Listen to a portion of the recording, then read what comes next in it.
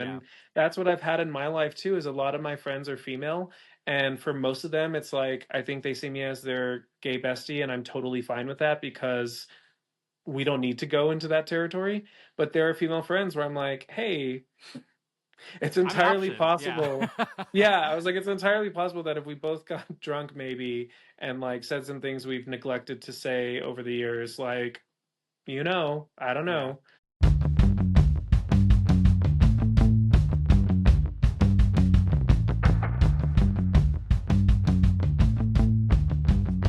Hello, hello, hello, and welcome to Most Writers Are Fans, the podcast that explores the intersection between writing and fandom. My name is Terry Bartley, and I'm your host. So in this episode, I'm going to be talking to Aaron Aceves. Aaron Aceves is this great author. He wrote this book called This Is Why They Hate Us.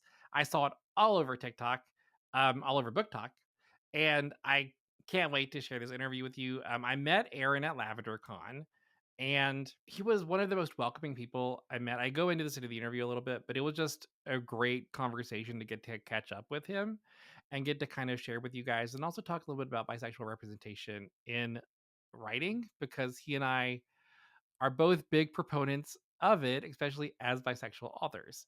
And, I always love to have two bisexual authors in the same room, right? It feels like two bisexual authors talking is like, look, we're real. There's two of us. We're together. This is exciting. It's always a great time. So hang out for that. It's very cool and I love it. So for the intro today, I'm going to talk a little bit about where I've been, what I've been doing all this time. Because you guys may have noticed that I've been gone for a few months now. And basically what I've been doing is just taking a break, because and working. So taking a break is generous. So the first thing I was doing was taking a break because I was in the middle of the school year. It was very hard to balance posting weekly episodes and also with everything else. So as a full-time teacher, I just made the decision that it made sense to just kind of like wait. I had a couple episodes banked, so it was really heartbreaking to not post them yet. So for the guests coming up, like, I'm so sorry you had to wait so long for your episode to post. But here it is now. So this one is Aaron Aceves, like I said.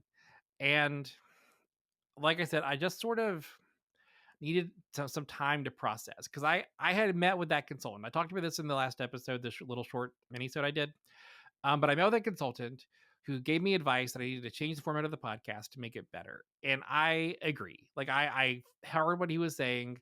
I made the decision to do it, and then I planned out what I wanted that to look like. And while I was doing that, it felt hard to try to do things the old way, which is what I'm doing right now. But I didn't love the idea of like planning out new episodes, but then also releasing episodes that didn't fit that mold. It just seemed, I don't know. I guess it seemed like contradictory in the moment.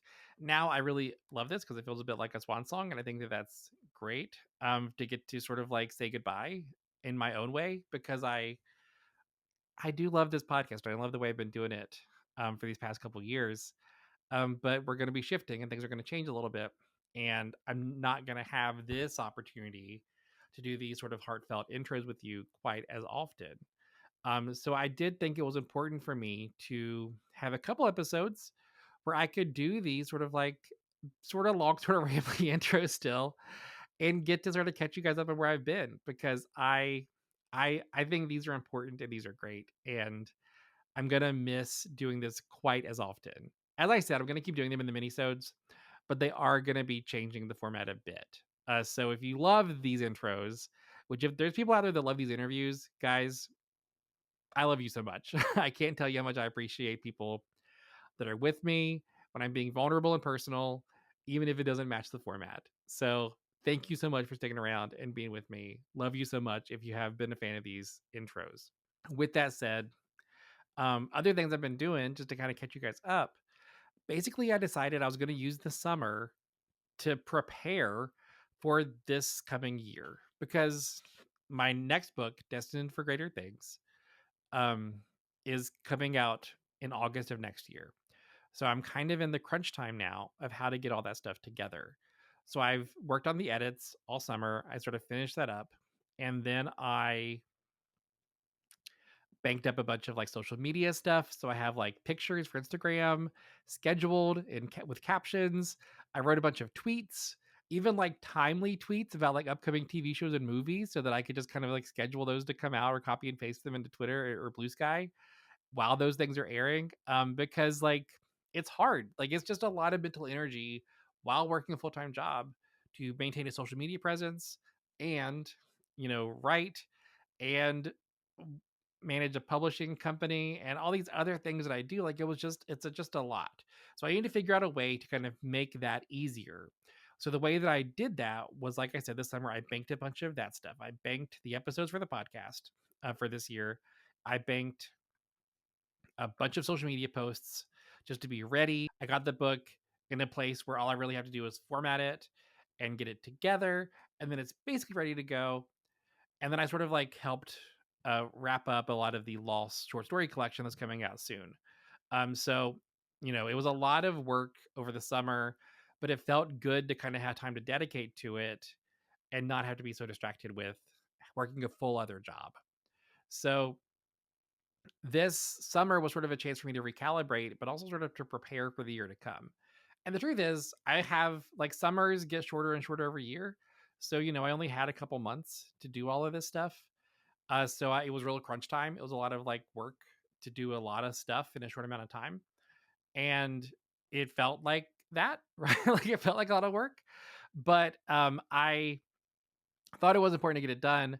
And then my plan now moving forward is to go ahead and continue to bank that stuff, but spread out way more than it was before. So, like my plan is, and guys, stick with me because we'll see how this goes. My plan is to record episodes up from now until winter, until like the end of the year. Use the time I have, especially winter break and Thanksgiving break, but then also just like after school, right? Like take time to do that, to record a bunch of episodes and have them ready for next year so they can run up until the release of Destined for Greater Things. Because I have a feeling I'm going to be pretty overwhelmed with the promo cycle. So I don't want to throw this podcast to the wayside, but I want to get that stuff done ahead of time. And the same thing for the social media stuff. Like if I'm going to be promoting it, I'd rather just have that stuff planned already. So I don't have to think about it in the moment. Because you guys know me, I'm going to be doing like innovative on the fly things when it comes to the promo, but I need to have the mental space to do those things because I'm going to do them whether I do or not. So I think that it makes sense now to sort of like take the time to prepare for that and not just kind of, you know, go at it and throw in my wild ideas last minute with little thought. So that's sort of me. Like I said, Tyrion the Fae was learning how to write a book, how to promote a book, how to publish a book. I'm taking those lessons to heart now. So one of those big lessons was giving myself the space to not have to think about things like social media posts and podcast interviews while I'm doing everything else. So that is the goal. That's the goal, to do that. And we will see how it works. I will give you updates later this year to let you know how it works. I don't know yet. I have no idea. But I think it's going to go well. I feel good about it. I have a lot of stuff done, and I hope it's easy. I hope I don't think about it that much. I will let you know. But that's basically it for now. Like I said, I'm still in the trenches. I'm still doing stuff. I'm starting a new school year, so it's like a whole thing now. But I can't wait to kind of dig into it and really get to sort of experience this stuff after the fact. And I can't wait for you guys to react to it. I can't wait to see what you guys think about this new format. I want you guys to think about all the things I've been working on. But bright side, um, the new format hasn't started yet, and I have a great episode for you now with Aaron Aceves. So stay tuned, and we'll be right back for that. Welcome back to His Writers Are Fans. I'm joined now with Aaron H. Aceves, writer of This Is Why They Hate Us. Best-selling? Is best-selling inaccurate? It is, right? No, it's not. I'll say it. We'll say it anyway. In our hearts, you're best-selling author. I'm joined with Aaron today. Aaron and I met at LavenderCon. I'm getting towards the end of my LavenderCon list, and I've been saving you because I think you're like a special fun author. So I wanted to save you towards one of the last ones. If you're cool with this, I thought I love to sort of like tell the audience how we know each other. So that I might detail how I met you before we really get into your interview. Are you cool with that? Yeah, sure. All right. So whenever I first went to LavenderCon, they were doing an author meetup at this gay bar the day before. So I got there a little bit later than like when I probably should have. It was very crowded already. I didn't know anybody. I did that. It was that thing at parties where you're like, what do I do? Like I know no one. I'm just standing in this corner. And then I never do this, but whenever you came up the stairs, um, I was like, who is this really attractive guy that just came in? Um, and then whatever. I was distracted for a minute, went down to the bar because I was like, I'm just gonna get a drink and then maybe that'll make it easier. And then you like came down shortly after that, and then we talked for a little bit, and I was like, this hot guy's talking to me. This is really cool. Um, and, and then you very kindly walked me back up to the party and like introduced me to people, and then it wasn't nearly as intimidating as it was to begin with. So like I was all super grateful to you and who you were, because like you helped me sort of navigate this experience that I think is pretty intimidating for new authors. So, first of all, thank you for that. It was very kind of you, and I think back to that quite often. You're very welcome. I think if I remember correctly, I had not eaten, but I when I got to the bar, I got a rum and coke, and it was a gay bar pour, so there was much more rum. And then I'd gone up to where everyone was, and then came back down. I think for my second one, and I think that's when I was talking to. Yeah. But I'm very friendly when I'm on an empty stomach and one rum and coke from a gay bar. So I'm glad that I was that nice. Yeah. Well, I feel fortunate then that that's when we got to meet, because I got a very kind, open, friendly version of you whenever we first met. Yeah. Well, not that I'm typically an a-hole unless you deserve it, but I have a lot of social anxiety as well. And so, like one drink is typically enough for me to be like, okay, I can be a person now. Well, I'm glad that I got to meet a person whenever I met you. Um, so yeah. So Aaron, tell me a bit about like how you got into this and what you're up to, and how you sort of what drew you to writing to begin with. I'll try and make it short, but I was a big reader growing up. I tried to write a book when I was 9. It did not go well. I remember making the font bigger every time I opened the document so that I would get more pages out of it. Not finishing that novel, sort of quitting when I was 10, and then not coming back to writing for a very long time. At least in my short life at that point. When I was in college, I started writing a screenplay. It was called Bro, and I jokingly called it Mean Guys because it kind of followed the same plot but with boys. And at that time, I didn't consider myself straight. I was pretending to be straight. Well, but no, I was performing straight, I think. But I wrote the screenplay, and it was very voicey. There's a lot of voiceover, and so I was like, I think this is a book. And so I turned it into a YA novel that I finished my junior year of college. I tried to get an agent for it. I kept trying even after I graduated college, and it didn't work out. And I'm very glad because it was not a good book. It was also very embarrassing in terms of my sexuality because, I'm querying it knowing that I'm queer finally, knowing that I'm bi. And I'm querying a book where the main character's revelation at the end is that he doesn't want the guy that he's had this Regina George, Katie Heron situation with. Yeah. He wants to be him. And so it was that revelation. It rings so false. Yeah. But I was still querying it, and then I stopped, and then I wrote a second book, queried it, did not get an agent. And then I was in the middle of trying to finish a third book when This Is Why They Hate Us came to me, where I heard this voice, and I knew it was a teenager, and it was his inner monologue, and he said, my mom calls it playing with yourself, which is indisputably the worst name for it. And that was the first thing that ever came to me. And then I kept writing and then had finished the book in a month. And I think I'll stop there. But so I guess I've just always been a writer and always wanted to get my work out there. And This Is Why They Hate Us is the first time that happened. Honestly, I love that journey, because what perfect encapsulation of being a queer person that's sort of like trying to not accept that you're queer, but also like still trying to like live it, to be like, no, this guy's just I just want to be this guy's friend. That's what it is. We're just really good friends, and that's what it Mhm. is. And I'm not attracted at all. Like, how many of us have not have lived that experience? Like, perfect. Love it. Yeah, I have a lot of those. I mean, not even friendly, really. Like a lot of the time it's like I dislike the person, but I envy them. So it's a lot of like before I came out, it was a lot of like envy for who he was. Yeah, And then after coming out, I was sort of realizing it's more wanting to, well, wanting him and wanting all those attributes that I admire to just be focused on me, yeah, and not necessarily possessing them myself. Because I did also, once you come out, you do hopefully start a journey of self love and appreciating yourself. So it was more like, oh, this person is very different from me. I envy that, but I can sort of attain that in a way if I do, strike up something more romantic or friendly, than what I had originally. yeah. And I think honestly, it's a pretty bi experience to have because like I had been openly bi for quite some time before I started like really embracing the queer community, if that makes sense. Like I feel like it's easy to be bi and living your life, but also like not acknowledging like the queer culture that you're a part of.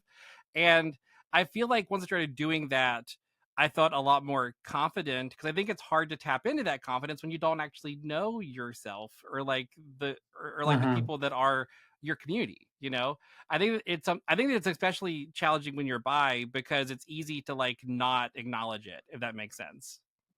Oh, for sure. Like, I remember being on a school bus, right, on school trips, and talking with my friends, and being like, "Oh, like, which celebrity do you think is hot?" And I would say, Rihanna, and I'm not lying, but it feels like I'm not telling the whole truth because I'm Yeah, not including like Chris Evans, right? So yeah, it did feel like, well, technically, I was yeah, being, well, technically about who I was. And it was, yeah, once I came out, it was so much easier to talk to anyone of any gender for romantic or dating purposes. Like, ironically, like trying to be straight made me less straight, not less straight, but less heterosexual because I was scared that I was withholding something, yeah, and I was kind of in a way, like withholding from girls and women, and sort of, I didn't want to have, I didn't, my big fear was being 40 with like 3 kids and then telling my wife, hey, I'm gay. Like I never wanted that to happen. And so I just stayed away from anyone for a very long time. And so once I came out as bi, I was like, oh, that's not going to happen because I'm open and upfront about it from the beginning. And whoever I end up with will, accept that about me. yeah. And I think it's easy early on in sort of like the bi experience to like think, well, I don't have to come out because people will just know this about me or they'll figure it out. And it's like, okay, but being honest is also like good for you to do up Hmm. front. Like it Yeah. makes you feel better. Yeah. All right. So talk a little bit about like when you really got into like querying and stuff. Because you said you queried this first book, right? And it didn't go anywhere. Yeah. So I queried Bro starting junior year of college. I kept doing that until after college. I wrote a second book, queried that one, gave up very quickly, because I was getting a lot of the same feedback from agents, which was, we love your writing, we love your characters, we don't like the structure. Because I had loosely based it on The House on Mango Street. It was vignettes. Some of these sections, these vignettes were a sentence, right? And so they just didn't like the structure of it. It also spanned all 4 years of high school, and I don't think they like that at all. Um, so they're like, if you make this a traditional narrative, we'll take a second look at it. And I was like, I'm not going to do that. I wrote this Yeah. book this way for a reason. And so I was working on a third book, which, similar to Bro, had started as a screenplay because I took screenwriting classes more than I took fiction writing classes in college. And I had this screenplay, and so I was adapting that into a book. So if I had finished it, it would have been my third completed book. But while I was working on that, I got the idea for This Is Why They Hate Us. Or I got this voice of Kike, the main character, who's a bi 17-year-old growing up in East LA who has a crush on his best friend. And so I started hearing this voice. I start writing it down. I write it in a month. And at that point, I was like, huh, I kind of have this surprise book. And I was like, I think I sent it to maybe 9 agents who were dream agents, like you can cut this if you want, but I was like, I queried Jodie Reamer because I'm like, she represents Stephanie Meyer and John Green. At this point, she represents Adam Silvera and other people I Yeah. admire. But back then, I was just like, I want the biggest agent you could ever possibly find, and I was like, I was hesitant to query because This Is Why They Hate Us was my first queer book that I had written. The second one was not queer. The other one that I had been working on was not queer. It was it was the first queer book, and I didn't want my debut to be queer. I didn't want and so I sort of was like, okay, well, if Jodie Reamer says I want to represent you, I was like, I will throw all that out the window, and I don't care.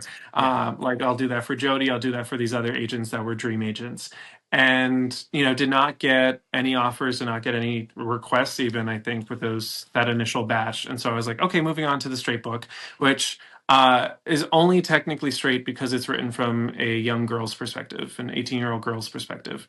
And so I finished that book and I was like, this one has to be my debut. Like, it's commercial, it's straight, but it's also very me. Like, this should be my debut. And so I queried that to around 50 agents and just did not get a good response. Like, didn't get a lot of requests. And even the ones who read the full just, sort of didn't want it. And I was just like, I didn't know what to do because I had 4 books and no agent. And so I thought about This Is Why They Hate Us, and I was like, well, there are new agents that I've discovered who are now dream agents, and what if I actually gave this its proper shot? And so that's what I did, and then I finally got an offer, and then an offer begets other offers, and so I ended up, I think, with around 5, and hopped on the phone with them. Chose the one people kept saying go with your gut, and my gut wasn't saying anything. My gut was for Yeah. once like silent. And I I went with what felt practical, like the biggest agency.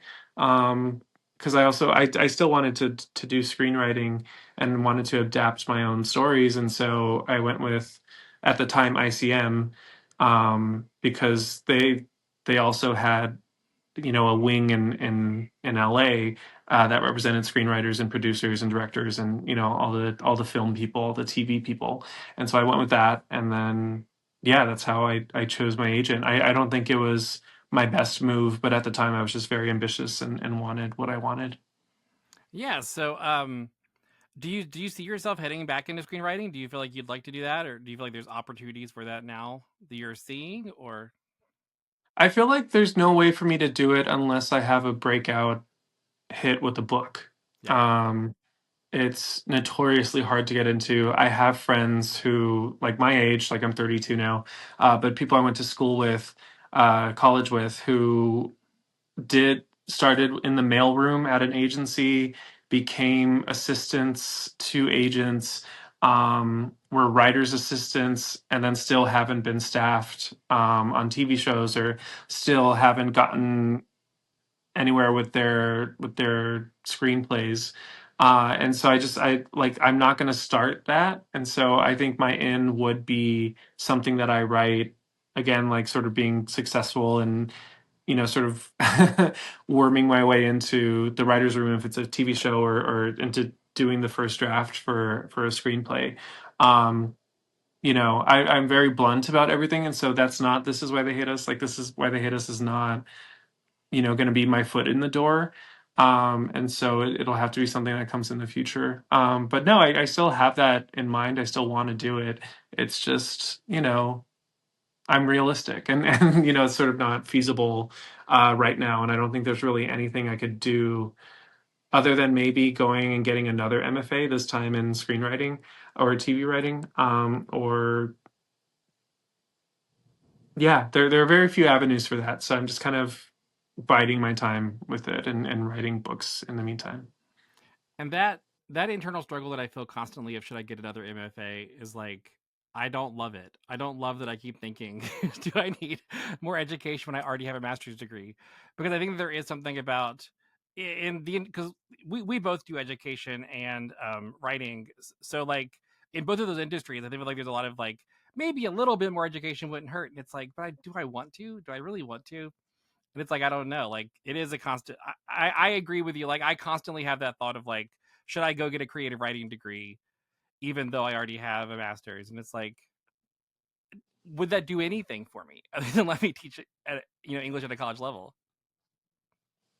Yeah, I still wonder. I don't have a clear idea of what I'm doing next year, and so that might be part of it, is applying to specifically USC's MFA in screenwriting, I think, which I've applied to. I applied to, I think, straight out of college and didn't get in. But I don't know, maybe with a little bit more on my resume, it would go differently this time. But we'll see, because I do want to keep teaching. It's just that's also insanely competitive. Everything I want to do is Yeah. competitive.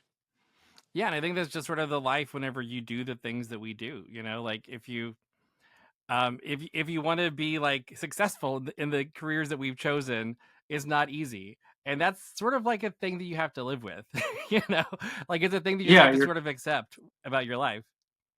you're like, I chose this. I mean, we didn't really choose it, I don't think. I don't think you choose to be a writer. But I did, you know, I was pre-med and I stopped being pre-med, so that was on me.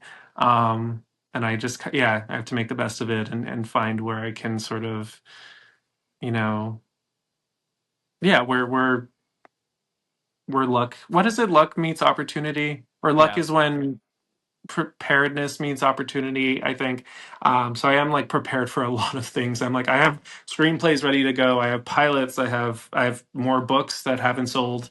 And so like I'm always like, I'm like, if someone wants to invest in me and believe in me, like I'm right here. And I I feel like I've given them reasons, but sometimes it's a matter of just waiting for that moment.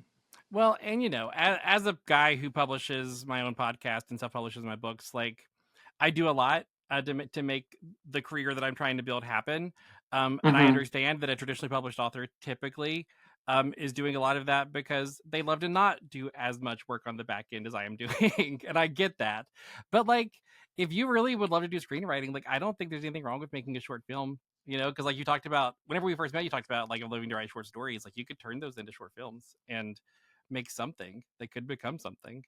I mean, it's funny. I took a class in college where I made a short film, and just the amount, like, I was able to do it because of the university's resources. We were able to get a camera, a boom mic. Um, I had editing software and a computer, that like everything was provided.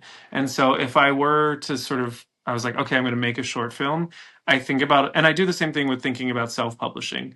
I was like, I think about everything I would have to do, and I go, I don't want to do all that. And so I was like, I will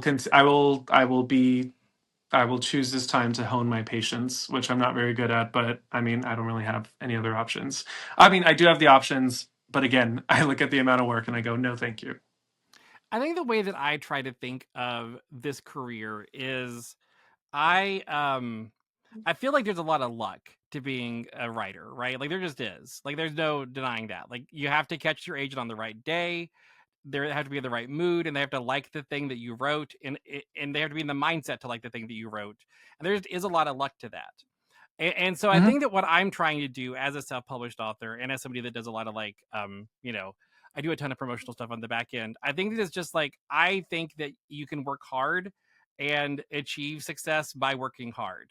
And I know that it is challenging. Like I'm not going to say that I have all this fun free time that I enjoy, but I think that there is a path that exists now that if you kind of like just sort of like put your head down and move through it, you can be successful doing that. And like I'm not going to say that it's the path for everyone, but I just think that it is a path that exists now that I think it has always existed, but I think for writers it's relatively new. Like this kind of path that I'm taking. Yeah, no, for sure.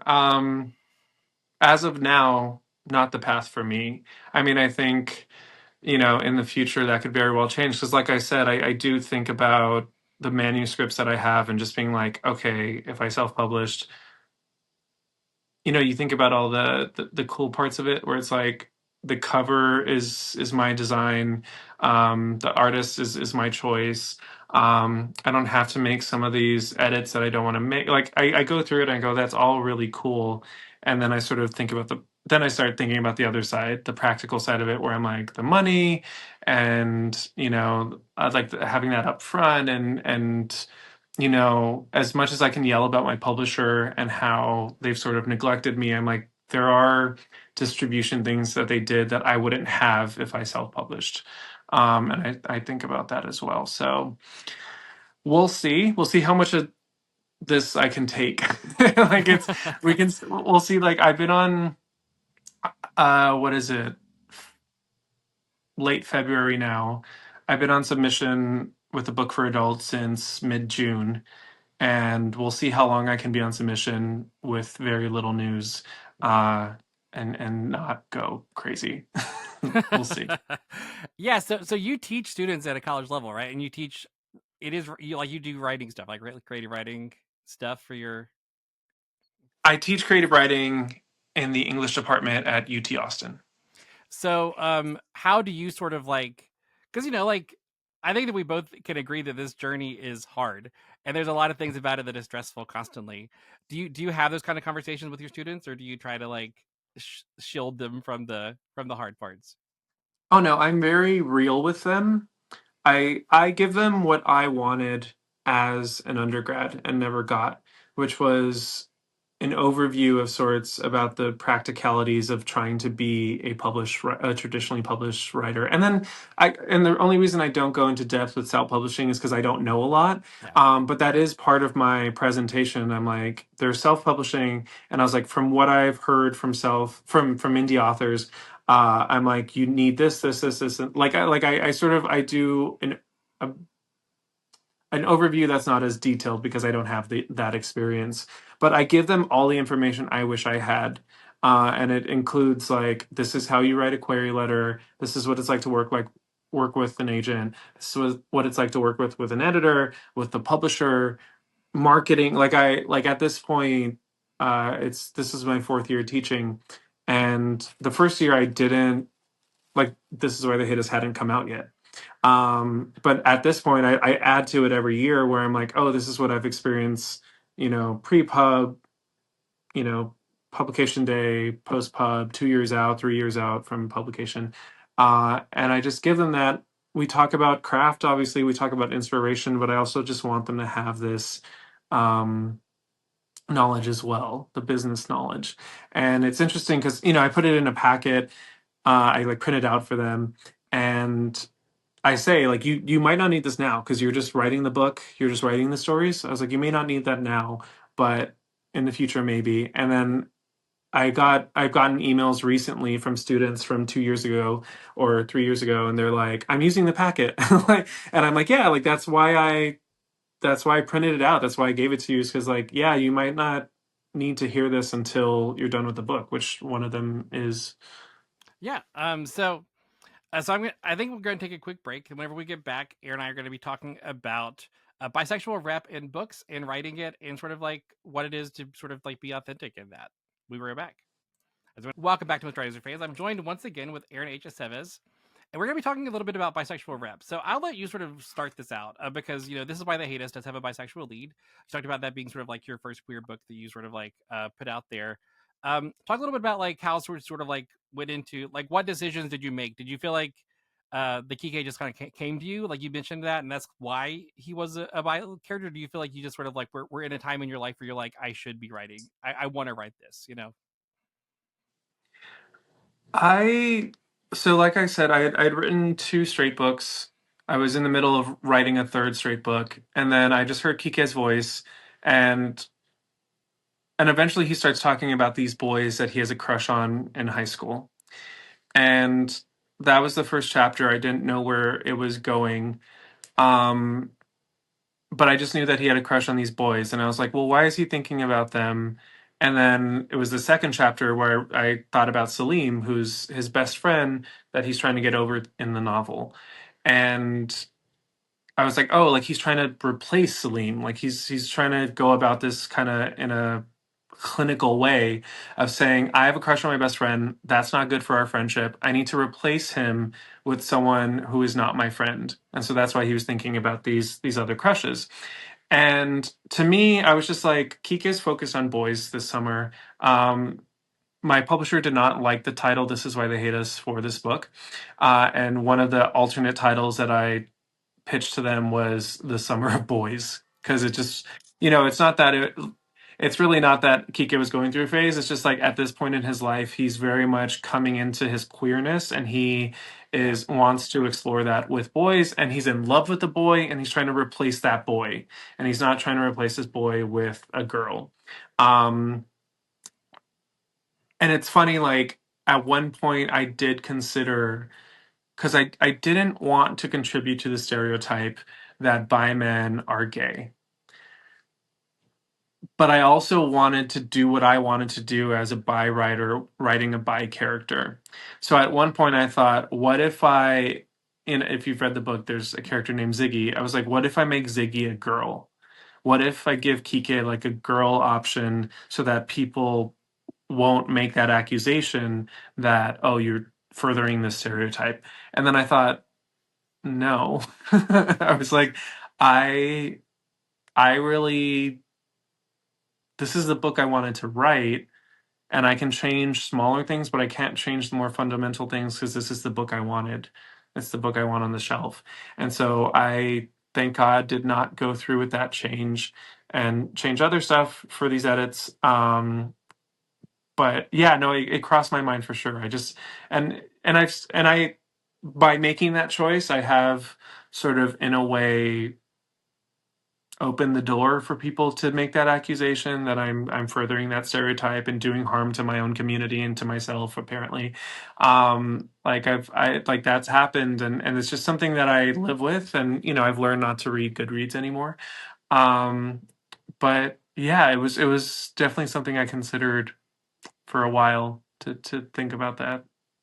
Yeah, I feel like bi rep is interesting because, like the thing that people love to say is like they like to see queer representation, but you don't need to like be like super like in your face about it. But then also as queer people, we like for it to be kind of in our face. We like for there to be some confirmation that we are the thing that, we want them to be. And I think that bi is interesting because you kind of have to have your character express attraction to in some way, right? To like a male character or like you have two different genders or whatever, however you want to define that. And I think it is something you kind of like almost have to do to like have an overtly bi character, which I think is not a thing you have to do with most other people in the LGBTQ spectrum. Um, so I think it is like you sort of have to write a story that allows for that. But I think it is honestly, uh, this is going to sound over dramatic, but I think it's kind of brave actually to write a bi book that doesn't have like a female love interest. Like I think that it's very cool that you pursued that. Like like in my upcoming novel, like the main character is with a guy for much of it, but there is like a will they won't they with a girl character just to like just so you guys know he's bi. Like I wanted to feel like I had to scream that. Yeah. And I had some test readers that were like, so is he into this girl or this guy? And it's like, yeah, he is. Like like like it's fine. That's what being bi is sometimes. Yeah. Yeah, so how did you sort of think about that? Like did you worry about like did you sort of go into worrying about it or um how have you kind of like dealt with it after the fact? Well, with the first draft, I write what I want. I write just whatever comes to me, what feels right intuitively. And so this is why they hate us. At the end of the first draft, he was in love with his male best friend. He wanted to replace him with these three male prospects. The other mentions of attraction, uh, that people sort of neutralize, I think, when they read the book a lot of the time. Um, Kike is attracted to his best female friend. They have a, very limited, but it exists. Like they have this sexual history with each other. Um, and it's acknowledged, it's talked about, but it's not. I mean, I've only ever had one person who's read the book who told me, Oh, I think Kike and Fabiola are going to end up together at the end. I've only had one person ever tell me that. And it made me really happy because I was like, oh, well, that person realized that there is a lot of tension between them. Yeah. And that's what I've had in my life too, is a lot of my friends are female. And for most of them, it's like, I think they see me as their gay bestie, and I'm totally fine with that because we don't need to go into that territory. But there are female friends where I'm like, hey, it's I'm an entirely option. Yeah. possible. Yeah, I was like, it's entirely possible that if we both got drunk, maybe, and like said some things we've neglected to say over the years, like, I don't Yeah. know. Um, and so that was the vibe between Kike and Fabiola is like they're also 17. It's like, what if they're both 24 and they realize something? You know what I mean? So Yeah. like I was happy about that, but there's also like this one moment where he thinks a girl is cute at an amusement park and they like talk as they eat a churro or something. And it's very brief, but that just felt natural to me. I did what felt natural. And then, like I said, when I was going through edits and I was like, should I include a more substantial sort of female love interest? I decided against it because didn't I simply didn't want to. Like I just really I knew I would be doing it not for myself. And I was like, who am I if I'm not writing for myself? What kind of writer am I if I'm not honoring my vision and telling everyone else they can take it or they could leave it? Like that's my thing about it is like, okay, if you think I'm contributing to a stereotype that is about my own people, like you can think that and you can leave and you can go read another book that does it perfectly. But it's also, I'm Mexican as well, and it's like, am I supposed to like stop eating tacos because people are going to be like Mexicans eat tacos and you're being racist by eating a taco? Like I'm like, Yeah. like it's like I'm not gonna I already have so many constrictions on what I can do in my life just based on society and my own mental stuff. Like I don't need anyone else's uh perception of me to color what I do with my life. Yeah, and I think there's something authentic about like what you're describing too, right? Like it's not unusual. Like you could say this for bi people, you could say this for gay people, you could say this for like anybody in the queer community. Like whenever you're sort of like first coming to terms with your queerness, you're gonna be real gay for a little minute. Like it just happens, right? Well, and I talk about that in the book. I use this dessert metaphor. And it's like if you see, you know, some options for dessert and someone tells you, "Hey, you can't have this one or you're going to hell," or "You can't Yeah, have this one or, because it's really bad and disgusting and dirty." You're going to be like, "Okay, well, I'm going to like this dessert that you are allowing me to have because it's yeah, dessert and it's great." But also, I'm gonna like think about that one for a very long time. And when I finally do have that dessert, it's gonna come with all these hangups, and those hangups are gonna kind of convert into like a thrill. yeah, And then I've spent so much of my life focused on this other dessert. I may, yeah, like go a little ham on this one. Like it's it's like, what did yeah. they think was gonna happen? It makes a lot of sense, right? Because like I don't love pumpkin pie, but if somebody told me I was going to go to hell if I ate pumpkin pie, then one day I was like, you know what? I actually kind of like pumpkin pie, and I'm okay with it. It'd be fucking Hmm. Thanksgiving for a week in my house, right? Yeah, like, yeah, it makes a lot of sense. And two, like, and also like, I also think it's true that sometimes, the thing you're going to go to hell to eat might be chocolate, and you're like, I actually love chocolate, and I never knew that, and I'm so glad to know that now. You know yeah, what I mean? Like, I think that there's nothing wrong with being bi, but also having like a preference for one side or the other. Like, it just yeah, is the reality of it. And I yeah, think that there is something about being bi in the queer community where it's like you got to be the perfect example of it. Like, you can't be like you like if you're in a straight relationship, then you're no longer bi because now you're straight. If you're if you're in a queer relationship, then now you're gay. And it's like, okay, but I'm still what I have always been. Why is that different now? And it yeah, is sort of like a challenge, and it's like a tightrope we have to like constantly walk. That is exhausting, right? yeah. And I think that, and also just to throw this out there, because we're talking about writing queer rep or bi rep specifically, I think that that's not included a ton in a lot of bi media. Like I think that a lot of times whenever they write bi characters, they basically write characters that they think they could just interchange the love interests, and that's all it's good for. But there's a Hmm. lot about being bi that I think is wildly interesting that doesn't get tapped into a ton in media. you know? And that's something that I try to do, I think, with what I write, and I imagine you do as well.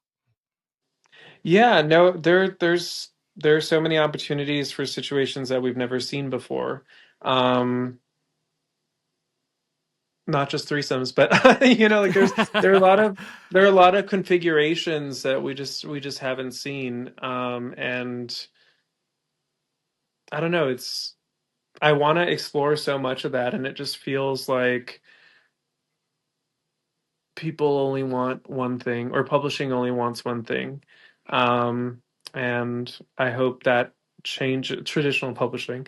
And so I do hope that changes. And I mean it that's another draw too to self-publishing, is this idea that you can explore all these things and put all of it out there, and um like get it all off your chest. I feel like so much is still on my chest Yeah. about, and the fact that I publish YA too, it's like there are things I want to talk about with adults, for adults. Um, like so many things that have come up in my life as an adult that I haven't gotten to put out there yet and explore. And then this isn't even getting into the speculative things that I want to do as well. Because for me, I feel like at this stage of my life, I'm like, you're gonna get the things that I can write without research. You're gonna have me write what I know, and you're gonna take all that, and then once that's done, then I'm gonna upgrade in a way to like all these things that are gonna require more time and effort and research and world building, possibly. Like there are all these things that I want to get to, but I haven't been able to yet because I haven't even gotten out what I was thinking about 5 years ago in my life. Yeah, and I talked about this a little bit whenever Arden Coots was on, but like it's kind of infuriating to me whenever people are like, we don't need any more coming out stories, because the truth is we have seen the gay coming out story a lot, but I feel like people don't even understand the bi coming out story because it happens so rarely in media. And Hmm. also, like every time I read a character or I watch a character who comes out as bi, it sounds like a gay character, like whenever they Yeah. describe it. Like I remember Tim Drake recently came out as bi in DC Comics, and he described it as like, I always suspected it, and it sounds like whenever you're gay, like you have this feeling in the back of your head. Whereas I feel like Hmm. when you're bi, oftentimes you kind of know you're bi. You just have believed what people have told you. Like, when you grow up Christian, it's like, well, they say it's a choice, so I guess it is. Because for me, it Yeah. always has been. And Yeah. it's just a different thing than what society, I think, thinks it is. I think that a lot of times, I think straight people and probably a lot of queer people think that it's a lot more similar to what it is to be gay, and like it's not. Like it's just a fully different experience. And I think that that's something that we don't see. Yeah, for sure. And then you can also, I mean, I really, there was a point where, and I'm going to go through the list. It's like cis, white, gay, male authors. Yeah. There was a point where they specifically were pushing for like the end of coming out stories. And I remember that. And but this is before I like sold the book, and I was pushing back, and I said, hey, you have as many as you can handle. Love that for you. Everyone else needs one. Like every single other person who doesn't fit those four, just and then able, like you can add all these things, and it's like, Yeah. yeah, we haven't seen so much. Like, can I think of a lot of bi Mexican boy stories? Not really. Um, and I'm pretty sure I was not the first to do that. Like you can usually always say that you were not the first, but it's like how many have come out since? I don't really know. Or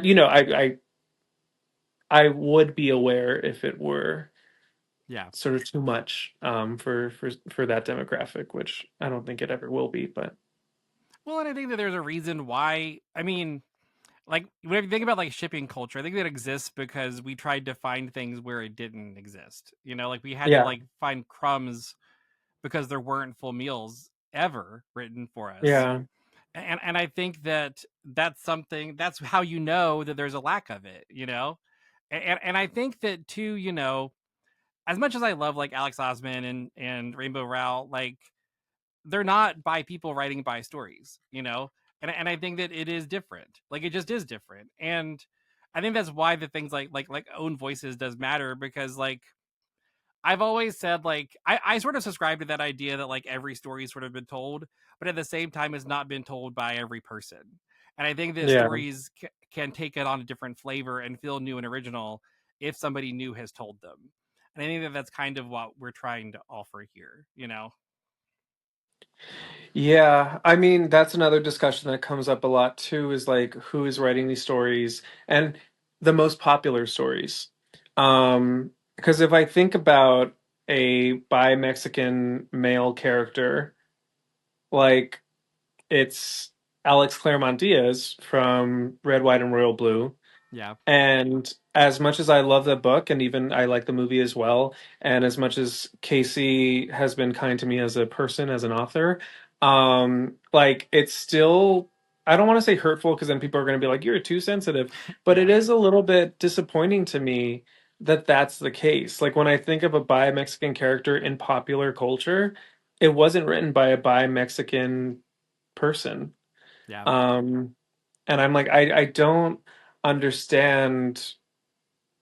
Actually, I do understand, like why that is the case. Like why, someone can write cross-culturally and have that book be so successful while I'm writing intra-culturally and it's not successful. And it's because I, you know, deal with the things that give me daily anxiety. And it's not as clean. And Yeah. by clean I mean sharp. By clean I mean clearly defined.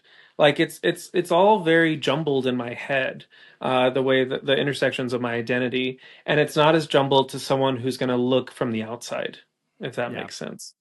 No, it does, because I think that to a writer who's not part of the community, who just wants to provide representation, they're checking boxes, right? Like they're checking boxes for the character. They're trying to make sure that those parts of the rep are represented somewhere in the narrative.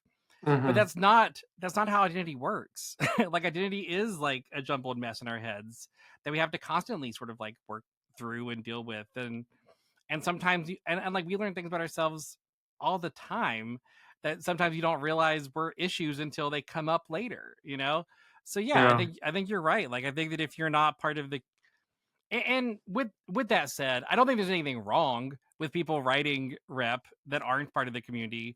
I just think it'd be nice if people like you had a chance, you know, and got as much acclaim for it as somebody like, you know, Casey. I think that's just sort of like the truth of it. Like it'd be nice to see. Uh, I like basically the reason like diversity matters when it comes to hiring and things is that like those chances just haven't been given. Like it's not that we want there to be tons of queer people. It's like any queer people, please. Is Yeah. all we want, you know? And I don't think that's asking too much. And I think that like this new like thing that's happening in this new administration that we're a part of, like it just it negates like why we care, you know? It's the whole seat at the table thing. Like we didn't say we wanted to be at the head of the table, but let us sit at it. Like that's all that's all we're sort of Yeah. asking. But then I think maybe part of it too is the whole like self-publishing of it all, right? Like if they're not gonna like if the gatekeepers don't want to let through people that you should be let in, like maybe we have to like build some fences ourselves, you know. If people would like to learn more about you, Aaron, where should they go to do that? Like where would they what obviously they should buy This Is Why They Hate Us. What else should they do to learn more about you?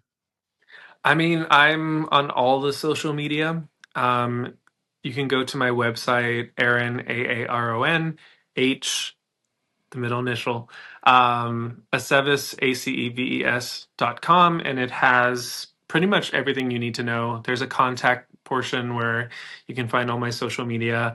But yeah, I'm on Insta, I'm on TikTok, I'm on what is it? Threads and Blue Sky and all these things, and it's just my name, Aaron Aceves or Aaron H Aceves. Again, but it's all on the website. So, and I also have short fiction on there, which we didn't get to talk about, but that's totally fine because no one reads my short fiction. Most Writers Are Fans is a Starlight King production. Special thanks to our guest, Aaron Aceves. This episode was edited by Andre Williamson. You can watch video episodes on YouTube and Spotify, and subscribe on your favorite podcast app so you never miss a new conversation about the craft of storytelling. If you enjoyed this episode, please rate and review the show. It really helps us reach more writers and readers like you. To leave a comment, send a message, or even record a voice note, visit mostwritersfans.com or email us anytime at press@charlottekingpress.com. Thanks again for listening, and until next time, don't be afraid to tell your story.